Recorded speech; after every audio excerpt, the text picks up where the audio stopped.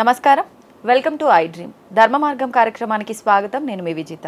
ప్రస్తుతం మనతో పాటు ఉన్నారు ప్రముఖ ఆధ్యాత్మికవేత్త సుభాష్ శర్మ గారు. ఇప్పుడు గురుగారితో మాట్లాడి నవరాత్రి విశిష్టత గురించి అలాగే విజయదశమి విశిష్టత గురించి అడిగి తెలుసుకుందాం. గురుగారు నమస్కారం.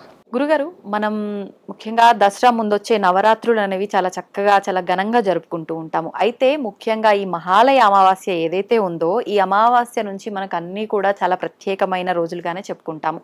నవరాత్రులు, దేవీ నవరాత్రులు జరుపుకోవడంతో పాటు మనం బతుకమ్మ సంబరాలు, ముఖ్యంగా తెలంగాణ ప్రాంతంలో వాళ్ళు బతుకమ్మ సంబరాలు అనేవి చాలా వేడుకగా జరుపుకుంటారు.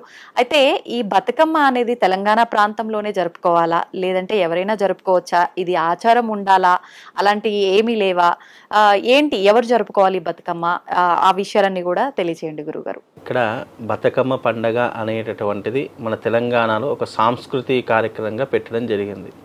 అయితే ఈ బతుకమ్మ పండుగలో వినియోగించేటటువంటి రకరకాల పుష్పాలు ఉంటాయి. గడ్డి పుష్పాలు అంటూ ఉంటారు. గడ్డి పువ్వులు విశేషంగా బంతి పువ్వులు ఎక్కువగా వాడుతూ ఉంటాం. విశేష రకాలైనటువంటి ఎన్నో రకాలైనటువంటి పుష్పాలను బతుకమ్మగా పేర్చి అందులో గౌరీదేవిని పూజిస్తూ ఉంటాము.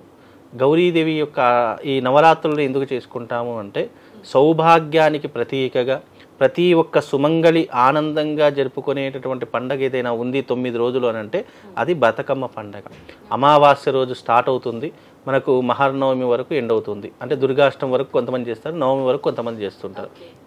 దీంట్లో పెద్ద బతుకమ్మ అని ఆడుతూ ఉంటాము. చివరి రోజున సద్దుల బతుకమ్మ, ఎంగిలి బతుకమ్మ, అలాగే పెద్ద బతుకమ్మ అని చెప్పేసి ఇలా అనేక రకాల బతుకమ్మలు ఉంటాయి. ఇవి మన సనాతన ధర్మంలో ఇవన్నీ కూడా సాంస్కృతిక కార్యక్రమాలలో భాగంగా చేసుకుంటూ ఉంటారు. కానీ అందులో ఉన్నటువంటి ఆంతర్యం ఏంటంటే ప్రకృతి అనేటటువంటిది ఆ పరాశక్తి యొక్క ఆధీనంలో ఉంటుంది. ఈ ప్రకృతిలో ఉండేటటువంటి ప్రతి ఒక్క దాన్ని పూజించేటటువంటి గొప్పనైనటువంటి ధర్మం మన సనాతన ధర్మము. మనం ఒక చెట్టుని పూజిస్తాము, ఒక పుట్టని పూజిస్తాము, ఒక రాయిని పూజిస్తాము. అందులో ప్రకృతిలో ఉండేటటువంటి పుష్పాలను కూడా పూజించేటటువంటి ఒక గొప్పనైన ఔన్నత్యము కేవలం మన సనాతన ధర్మంలో ఉంది. అలా ప్రకృతిలో వచ్చేటటువంటి ఏవైతే పుష్పాలు ఉంటాయో అవి బతుకమ్మలాగా పేర్చి మనం ఏం చేస్తామంటే ఆ బతుకమ్మలో గౌరీదేవిని ప్రతిష్ఠిస్తూ ఉంటాం. ఆ గౌరీదేవిని పూజించేసేసి చక్కగా ఆ బతుకమ్మ అనేటటువంటి కోలాటాల మధ్యలో ఆడుతూ ఉంటాము.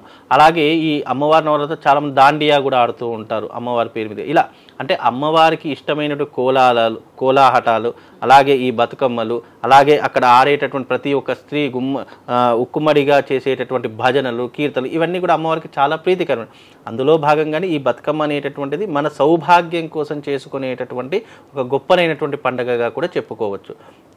అలాగే యమధర్మరాజు నుంచి వచ్చేటటువంటి ఏవైతే వికృతమైనటువంటి ఇబ్బందులు ఉన్నాయో భూమి మీద, అలాంటి ప్రకృతి వైపరీత్యాలను కూడా అధిగమించడానికి కూడా ఈ బతుకమ్మని ఎక్కువగా ఆచరిస్తూ ఉంటారని కూడా చెప్పుకోవచ్చు మనం సనాతన ధర్మంలో. ఎందుకంటే ఈ మనకి ఎప్పుడైనా సరే ఆశ్వీజ మాసం ప్రారంభమయ్యిందా మనిషిలో అనేక రకాల మార్పులు వస్తాయి. విషజ్వరాలు రావడము, టైఫాయిడ్ లాంటివి రావడము, ఆరోగ్యం సహకరించకపోవడము, చలికి వనకడము, ఎండకు ఎండడము, వర్షంలో తడవడము, ఇవన్నీ కూడా ప్రకృతి పరంగా వచ్చేటటువంటి కొన్ని రకాలైనటువంటి ఇబ్బందులు. ఆ ఇబ్బందులను అధిగమించాలి అంటే గనక మన శరీరం కూడా దృఢంగా ఉండాలి అనేటటువంటి దానితో కూడా మనం ఇచ్చేసుకో. ఎందుకంటే ఆశ్వీజ మాసం వచ్చింది అంటేనే ఎండ, వాన, చలి 3 కూడా ఉంటాయి. మిగతా కాలాలు అవి ఉండవు. చలికాలం వచ్చిందంటే కేవలం చలి ఉంటుంది, వర్షం పడదు. మళ్ళీ ఎండాకాలం వచ్చిందంటే కేవలం ఎండలు మాత్రమే ఉంటాయి, వర్షాలు పడవు. మళ్ళీ అంటే 3 కాలాలు ఒకే సమయంలో వచ్చేటటువంటి మాసమే ఆశ్వీజ మాసము. ఈ ఆశ్వీజ మాసంలో జరిగే విపత్తులు, ప్రకృతి వైపరీత్యాల నుండి మనం బయటపడాలి అని అంటే గనక ఇదిగో ఇలాంటి అమ్మవారి యొక్క కైంకర్యాలు చేయాలి. ఇక్కడ బతుకమ్మ అంటే పెద్ద విశేషం ఏం లేదు, గౌరీదేవిని పూజించడమే బతుకమ్మ. అందులో ఆ గౌరీదేవిని ఏం చేస్తామంటే బతుకమ్మని ఎలా పిలుస్తాం, ఇలా ఒక పిరమిడ్ ఆకారంలో మనం పెడుతూ ఉంటాము. అంటే ఏంటి దాని అర్థము, అక్కడ అందులో ఎవరు ఉంటారు, గౌరీదేవి అనేటటువంటి అమ్మవారు ఉంటుంది. ఆ గౌరీదేవికి చక్కగా కుంకుమార్చన చేస్తూ ఉంటారు, చక్కగా పూజిస్తూ ఉంటారు. అగరబత్తుల ధూపం చూయించేసి అది దేవాలయం ముందరనో లేదా మన ఇంటి ముందర చాలామంది ఎందుకు ఆడతారో తెలుసా?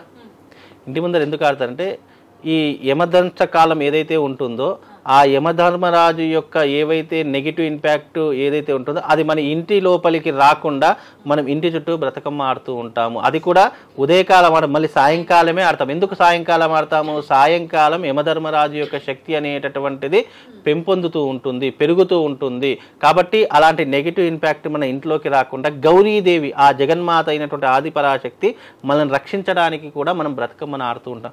దీనికి స్త్రీ పురుష భేదం లేదు. మగవాళ్ళు కూడా బతుకమ్మ ఆడతారు. మీరు 100 చాలా మంది ఆడతారు. పల్లెటూళ్ళలో కూడా చూస్తే బతుకమ్మలు పెద్ద పెద్ద బతుకమ్మలు చేస్తే మగవారు ఎక్కువ చేస్తారు.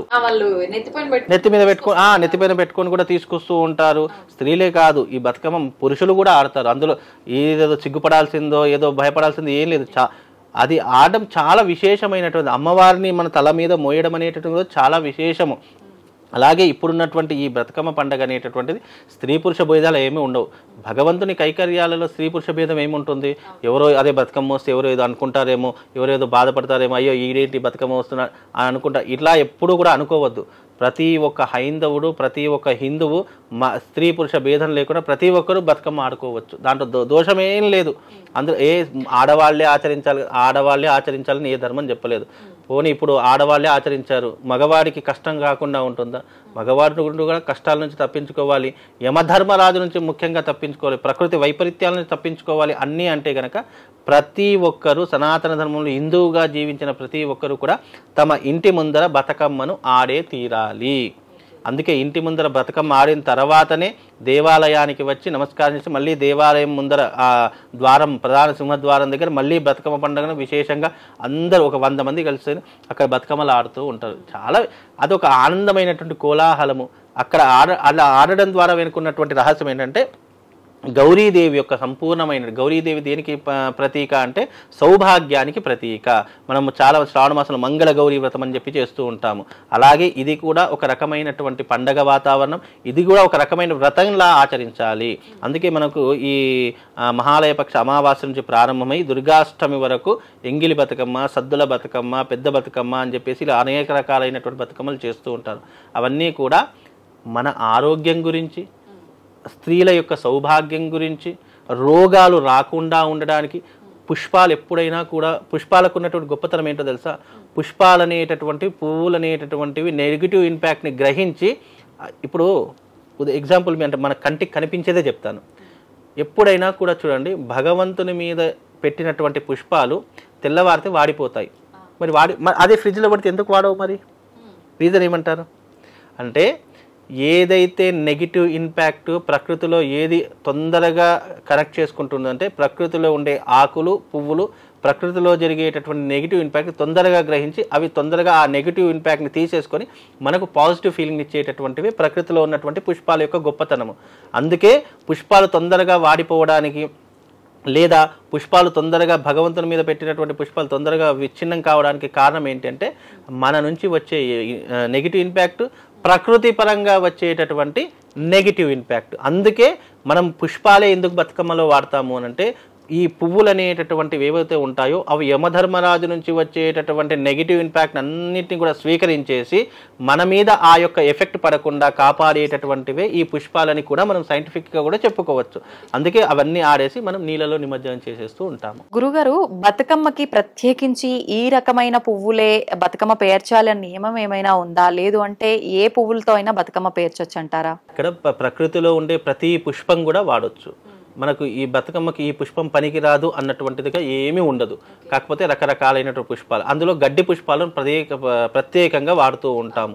ఇవి ఏంటి అంటే ప్రకృతిలో ఈ గడ్డి పుష్పాలు కూడా బతుకమ్మకు చాలా పెట్టింది. దానికి రంగులు పూస్తూ ఉంటాం. అవి తెల్లగా ఉంటాయి, దానికి అనేక రంగులు పూసేసి అనేక రంగు నీళ్ళలో అద్దేసి ఆ బతుకమ్మలు పేరుస్తూ ఉంటాం. చాలామంది బంతి పూలతో అనేక పుష్పాలు ఉంటాయి. ఏ పుష్పంతోనైనా మనం బంతి పూలతోనైనా సరే మనం ఈ బతుకమ్మను పేర్చవచ్చు. మన స్తోమత, మనం ఏ రకంగా మన ఆలోచన ఉంటుందో ఆ రకంగా బతుకమ్మను పేరు చేసి చక్కగా ఈ బతుకమ్మలో ఆ బతుకమ్మలో ఉండేటటువంటి మంగళగౌరే ఉంటుంది. మళ్ళీ ఏ బతుకమ్మ అంటే ఏదో పూలతో చేసేసి ఏదో చేసి పడేసామనేది కాదు. బతుకమ్మ అంటే మంగళగౌరీదేవి యొక్క స్వరూపము. అందుకే నవరాత్రుల్లో శక్తి స్వరూపంగా బతుకమ్మను కూడా మనం పూజిస్తూ ఉంటాం. దాని ద్వారా మనకు కలిగే ప్రయోజనం ఏంటి అంటే స్త్రీలకు సౌభాగ్యం కలుగుతుంది, మగవాళ్లకు రోగాలు రాకుండా చేస్తుంది, ఎంతోమందికి ఆరోగ్యాన్ని ప్రసాదించేటటువంటిది, ప్రకృతి పరంగా వచ్చే నెగిటివ్ ఇంపాక్ట్ని స్వీకరించి మనకు పాజిటివ్ని అందజేసేటటువంటిదే బతుకమ్మ. కాబట్టి బతుకమ్మ ఆడడానికి అనేక రకాల రీజన్స్ ఉంటాయి. ఇది మన సంస్కృతి సంప్రదాయంలో పెట్టినటువంటి దానికి మనం చాలా ఆనందించవలసినటువంటి అంశం. ఇది ప్రతి ఒక్కరి ఇంటి దగ్గర బతుకమ్మ అనేటటువంటిది అయ్యో మాకు లేదండి, మాకు రాదండి, మేము చేయలేమండి, మా తాతగారు చేయలేదు, మా నాన్నమ్మ గారు చేయలేదు, అవసరం లేదు. ఇప్పటి నుంచి అయినా బతుకమ్మను చేసుకునే ప్రయత్నం చేయండి. చక్కగా బతుకమ్మలు ఆడడం ద్వారా మనకు ఆరోగ్యం కలుగుతుంది, స్త్రీలకు సౌభాగ్యం కలుగుతుంది, ఇంట్లో ఎలాంటి ఇబ్బందులు ఎటువంటి చెడు రాకుండా ఆ జగన్మాత, ఆ గౌరీదేవి మిమ్మల్ని రక్షిస్తుందండి. సంతోషం గురుగారు, ధన్యవాదాలు, చాలా మంచి విషయాలు తెలియజేశారు.